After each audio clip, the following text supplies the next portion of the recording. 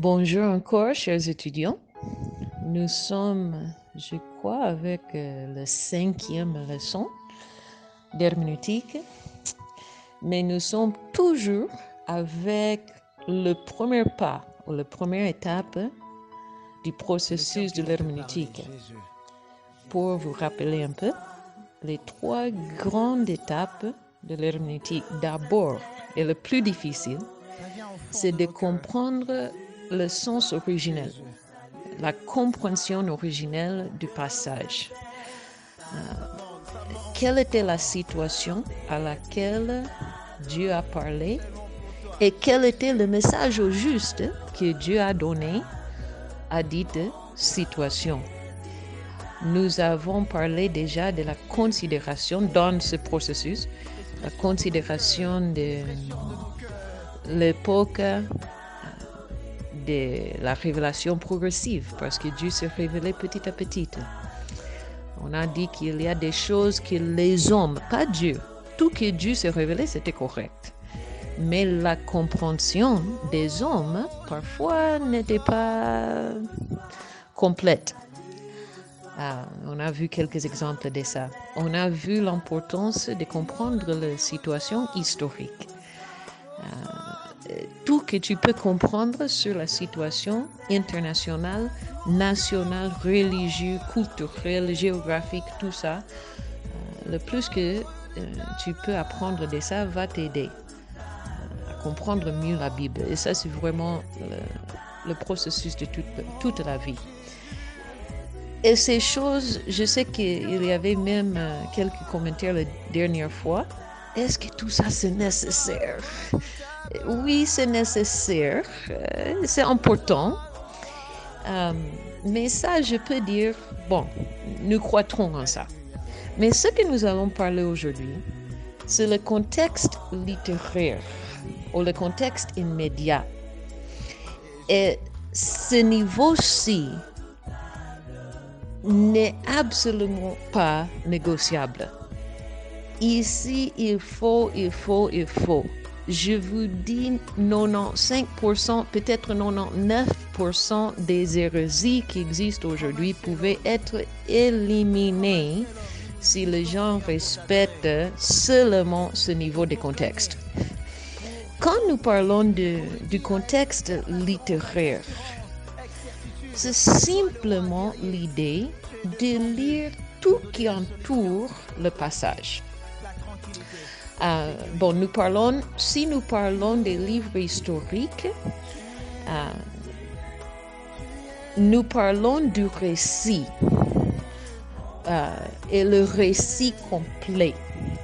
Si nous parlons des passages didactiques ou même prophétiques, comme les épîtres par exemple, ou comme les prophètes, dans ce cas, nous devons identifier le paragraphe concerné.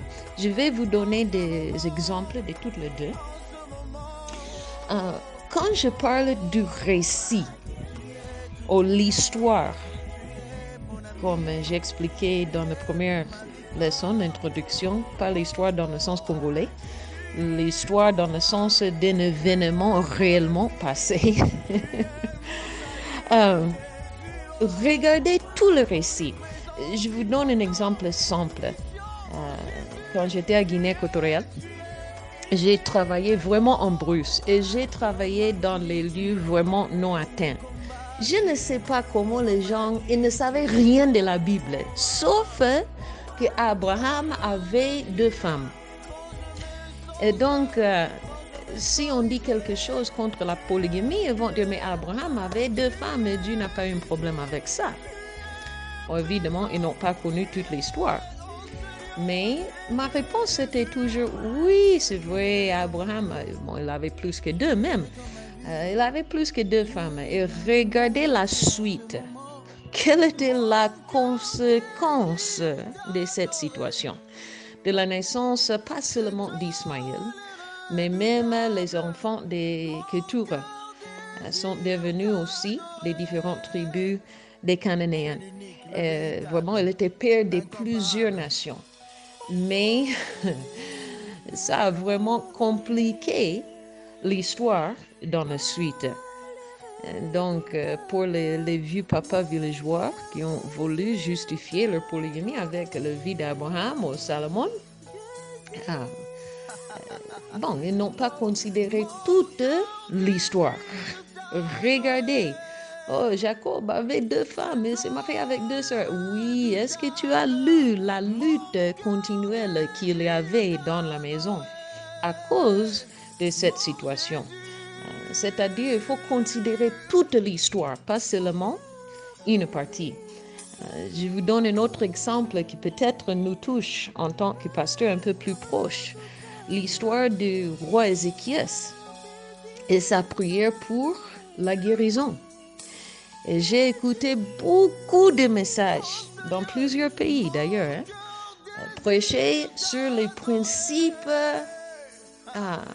que nous pouvons tirer de la prière d'Ézéchias pour que Dieu réponde à notre prière. Mais si vous regardez bien la suite de cette histoire, oui, Dieu a répondu.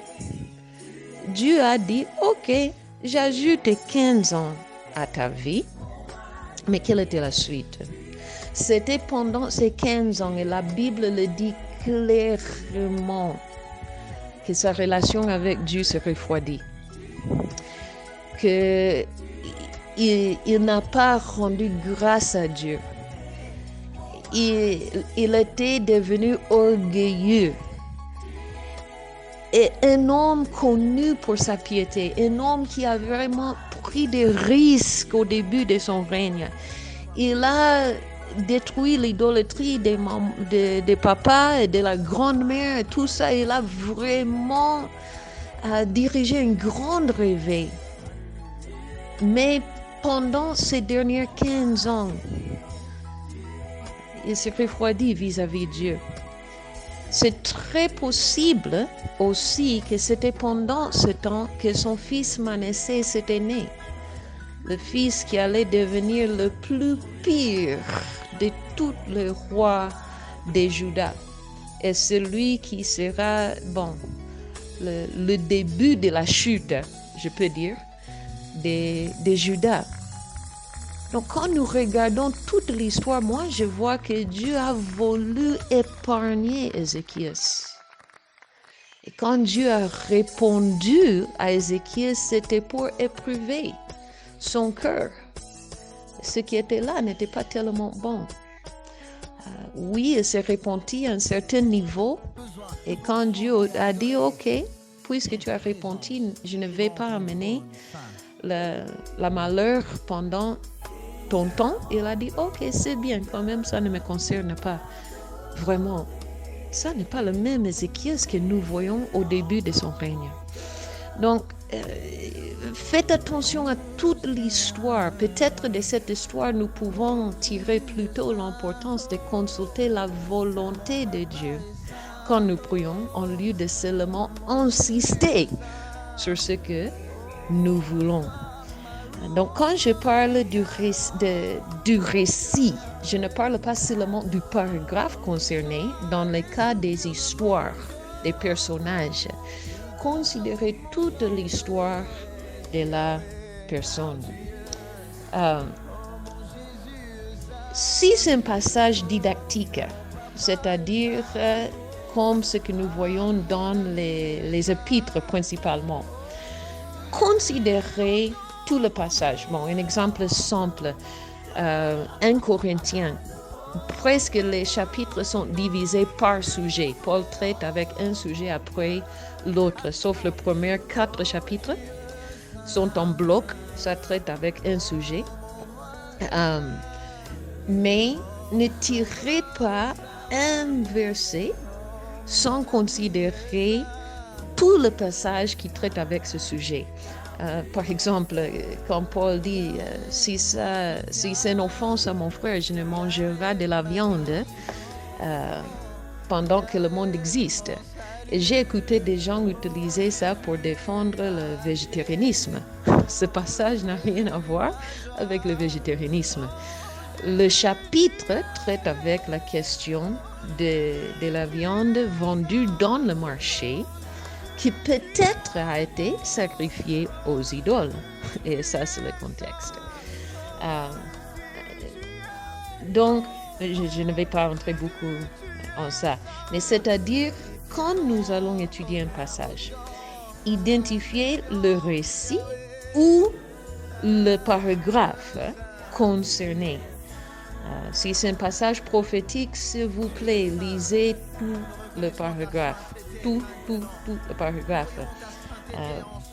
Faites attention à la structure grammaticale, c'est-à-dire le sujet ou les sujets, qui fait l'action, les verbes principaux, les verbes subjonctifs, les pronoms, surtout mes frères, mes sœurs, les pronoms. Quand tu vois le pronom il, ne présume pas que tu peux substituer ton nom là pour il. Il, c'est qui? Qui est l'antécédent? Quel est le nom antécédent à ce pronom? On va considérer un exemple ensemble. Étudier un peu la structure grammaticale. Je vous encourage de faire ça même avec le passage que nous sommes en train d'étudier les samedis ensemble. Bien que je n'ai pas encore écouté une bonne exégèse de ça, j'ai écouté de bons messages, mais l'exégèse en soi, pas trop. Ça serait intéressant. La grâce nous enseigne à considérer ce passage de Tite, parce que dans ce passage, il y a 2 ou 3 versets, c'est une phrase. La grâce, c'est le sujet. Enseigne, c'est le verbe principal. Et regardez quels sont les COD et la suite. Vraiment fait une analyse grammaticale de ces 2 ou 3 versets et c'est vraiment impressionnant. Vraiment impressionnant. OK, pour faire un petit exercice ensemble, nous allons considérer un passage que j'ai vu débattu beaucoup ces derniers temps sur les réseaux sociaux. Parfois, je veux rire, parfois, je veux pleurer. Mais allons-y dans le livre de Luc, chapitre 4, verset 6. Il lui dit, « Je te donnerai toute cette puissance et la gloire de ces royaumes, car elle m'a été donnée et je la donne à qui je veux. Si donc tu te prosternes devant moi, elle sera toute à toi. » Et j'ai vu ce passage, souvent même pas cité dans son entièreté, mais même une phrase, je te donnerai tout si tu m'adores. Voilà la promesse de Dieu. Et les réactions, Amen, Amen, Amen, pasteur, Amen, Amen, mon frère, Amen. Quand j'ai vu ça la première fois, comme j'ai dit, je ne savais pas si je devais rire ou pleurer. Donc j'ai fait un peu de toutes les deux. Parce que lorsque nous lisons un passage, comme j'ai dit, nous devons lire tout le récit. Vous pouvez simplement jeter un coup d'œil dans la Bible. Tu vas voir que ce passage, c'est au milieu de l'histoire de la tentation de Jésus. Après son baptême et avant qu'il ne commence son ministère. Lorsque je vais vous donner 3 questions que nous allons considérer lorsque nous analysons un passage à la lumière de son contexte immédiat ou son contexte littéraire. Écrivez ces 3 questions. Lorsque nous considérons un verset ou un passage, nous devons considérer qui parle. Ça, c'est la première question. Qui parle? Deuxième question, à qui parle-t-il? À qui parle-t-il? Et la troisième question, de quoi parle-t-il? Donc, je reprends. Qui parle? À qui parle-t-il? Et de quoi parle-t-il? Encore, ça, c'est la compréhension originelle. Et tout ça, mes frères, il ne faut pas aller dans l'histoire, il ne faut pas aller dans l'encyclopédie, il ne faut pas aller à Google.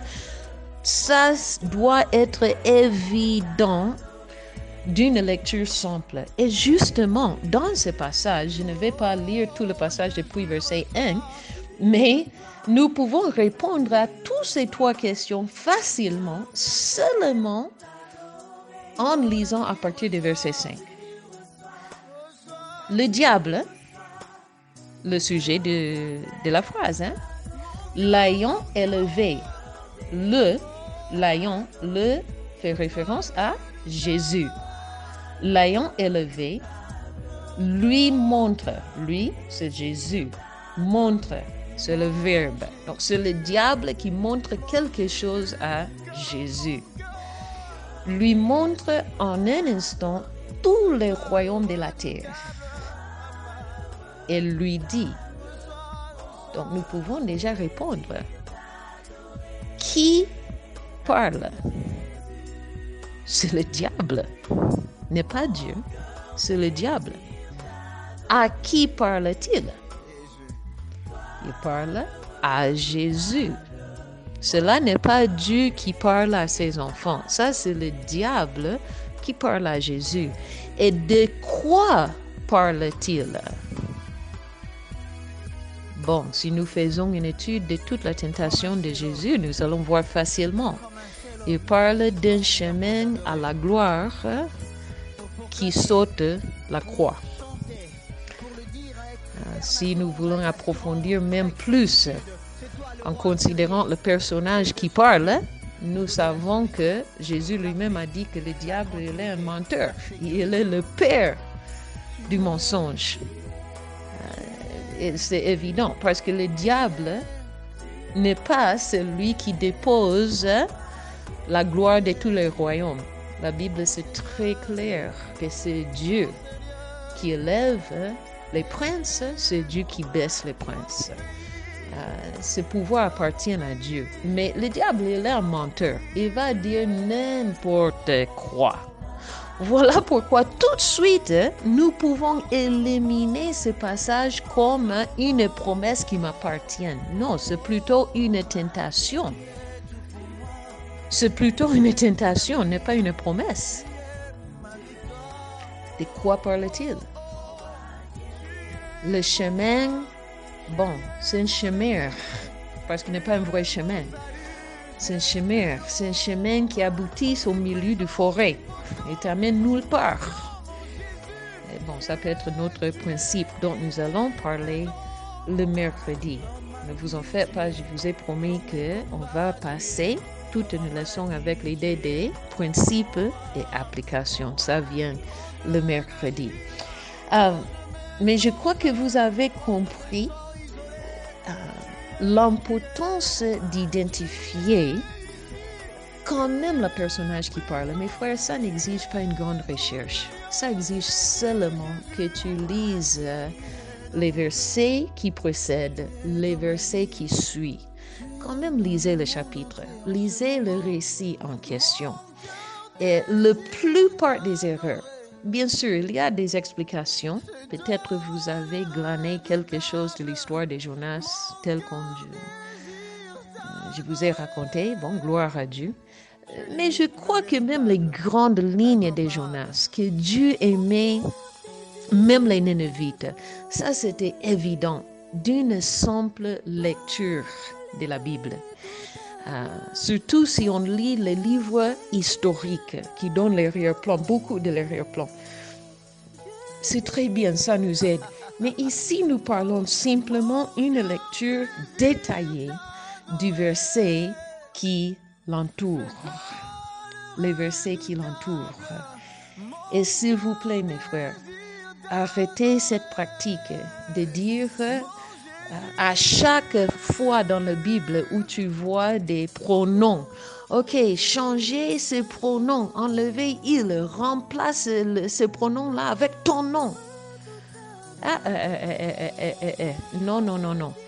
Il, parfois, fait référence au diable. Donc, faites attention. Parfois, ça fait référence à un méchant. Vraiment, faites attention avec les choses simples que nous ne pouvons pas faire avec d'autres sources en français ou n'importe quelle autre langue. Je vous donne maintenant un TP de filles encore.